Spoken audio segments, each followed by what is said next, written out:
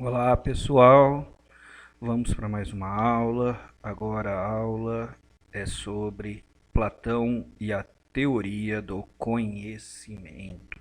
É a parte mais importante de Platão, é a parte que vai cair nos vestibulares.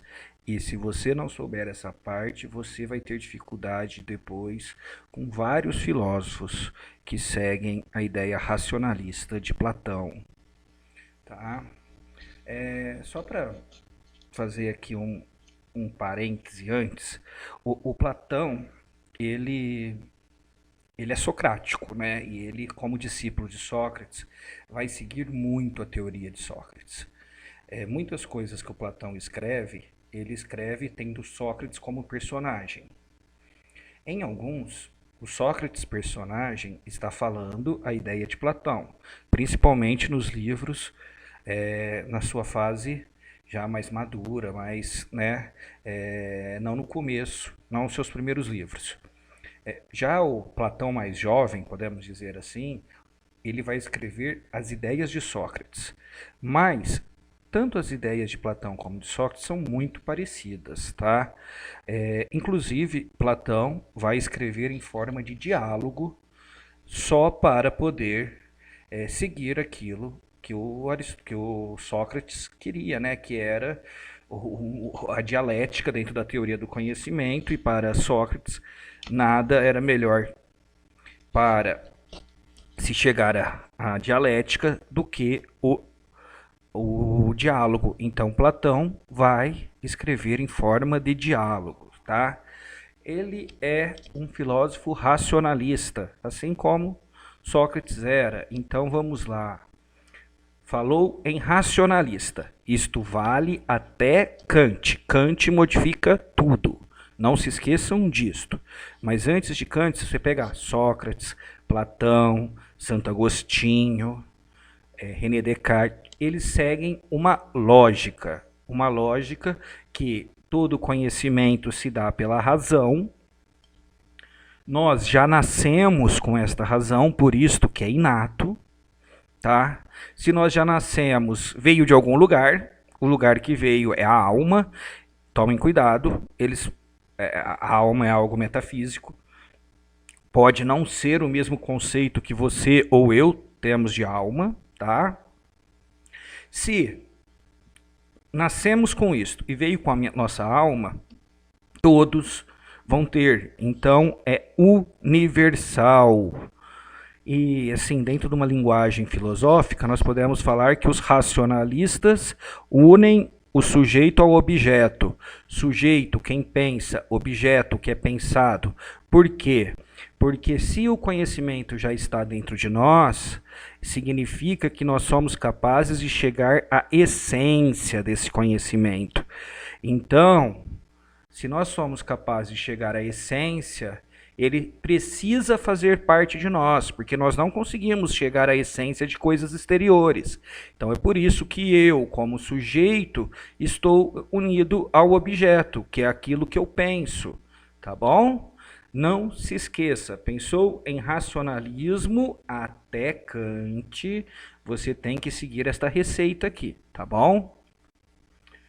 O Platão vai desenvolver a sua teoria a partir da alegoria da caverna, tá?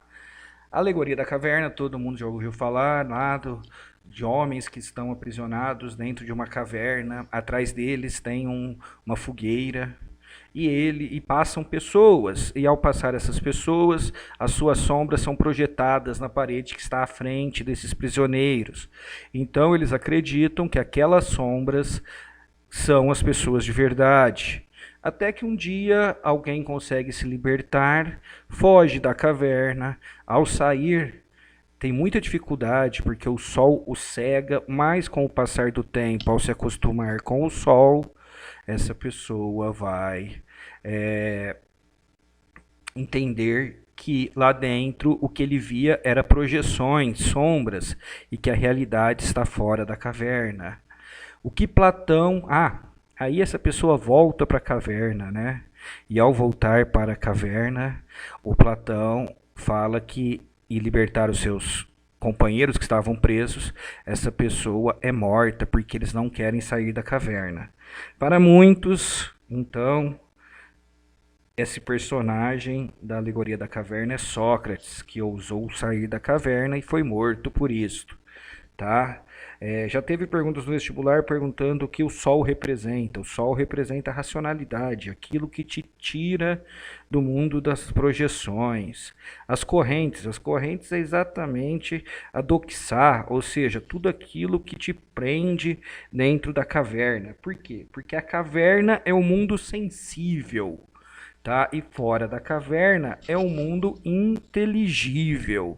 Então vamos lá, vamos ver agora o que é esses mundos, né? O sensível e o inteligível.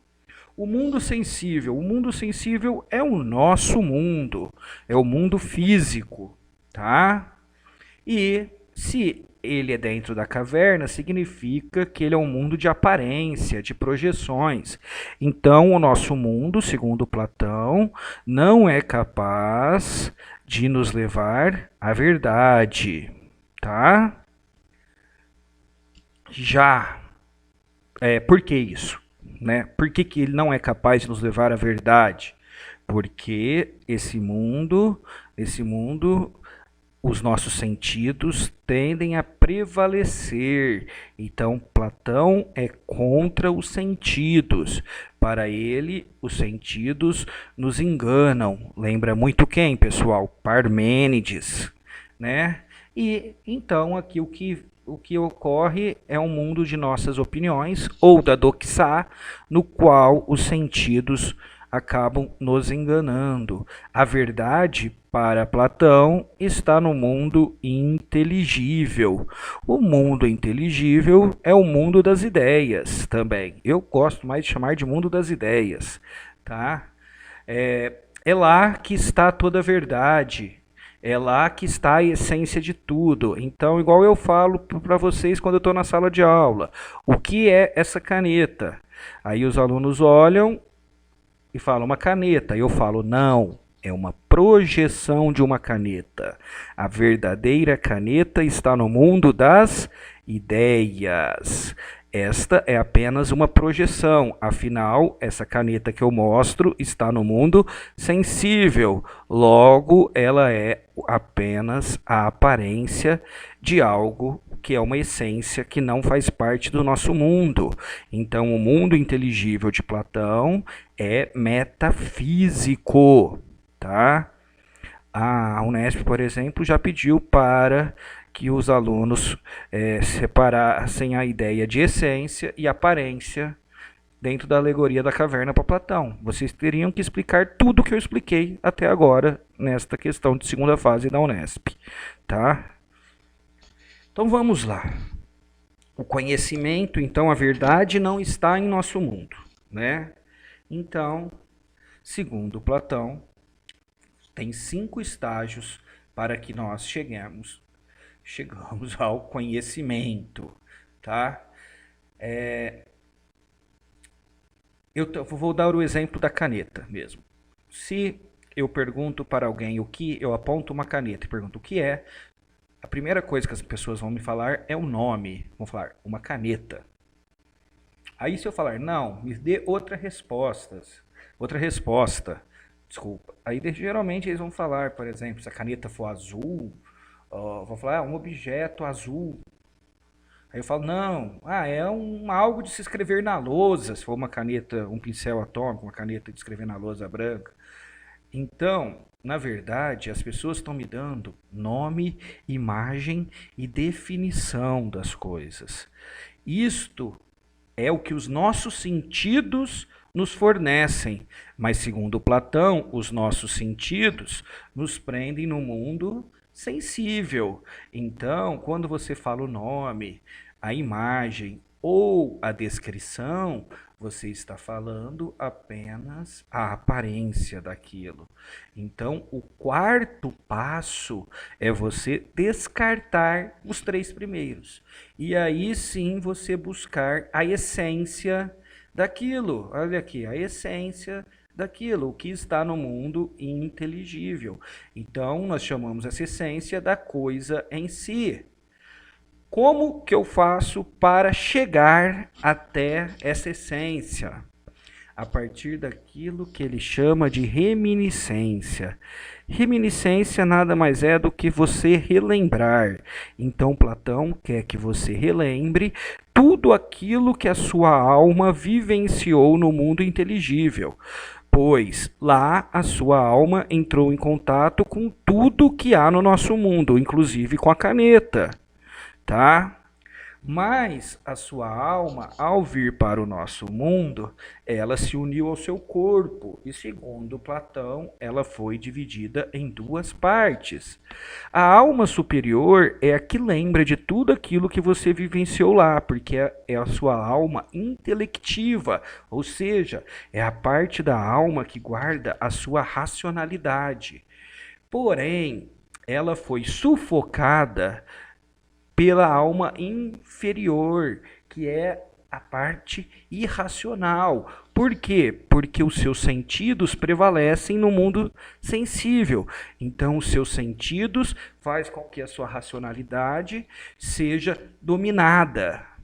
Então, cabe ao homem, para relembrar tudo aquilo que viveu lá no mundo das ideias, inclusive para saber o que é uma caneta, cabe ao homem controlar a alma inferior. Como? Controlar os seus sentidos. Controlar os seus sentidos é um esforço moral, porque os seus sentidos te levam aos prazeres, aos desejos, às vontades, e isto não pode prevalecer, e sim a sua razão. Então, a razão, ela está por trás, inclusive, de uma vida ética, assim como para Sócrates, tá?